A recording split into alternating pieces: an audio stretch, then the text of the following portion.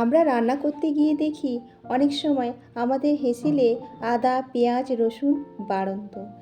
আমি আজ আদা পেঁয়াজ রসুন ছাড়াও তড়কা রান্নার রেসিপি আপনাদের সামনে শেয়ার করব। নমস্কার, আমি সুজাতার রান্নাঘরে সবাইকে স্বাগতম। সেদ্ধ করার জন্য লাগবে একটা প্রেসার কুকার। ওর মধ্যে আমি দিয়ে দেব একটা টমেটো কুচি, একটা আলু কুচি আর একটুখানি বিট ও গাজর।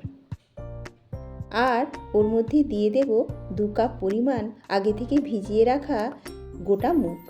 দিয়ে সব কিছু প্রেসার কুকারে ভালো করে সেদ্ধ করে নেব।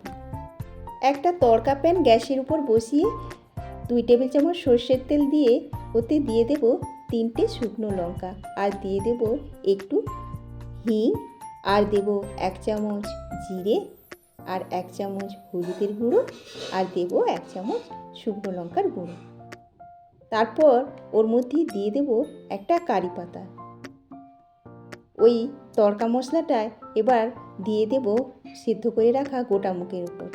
দিয়ে মুগ ডালটাকে একটু ভালোভাবে নাড়তে থাকবো। তারপরেই ওতে দিয়ে দেব 1 টেবিল চামচ ভাজা মশলা, আর দিয়ে দেব তড়কা মশলা, আর পরিমাণ মতো নুন ও মিষ্টি।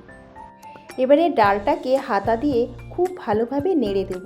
নেড়ে দিয়ে তারপরে একটু ঢাকনা দিয়ে রেখে দেব 2 মিনিটের মতো। তারপরে ব্যাস, আমাদের তড়কা রান্না পুরো কমপ্লিট।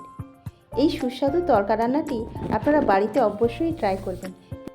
আদা পেঁয়াজ রসুন ছাড়াও যে এত সুন্দর তড়কা রান্না করা যায় তা একবার না খেলে বিশ্বাস করা যায় না।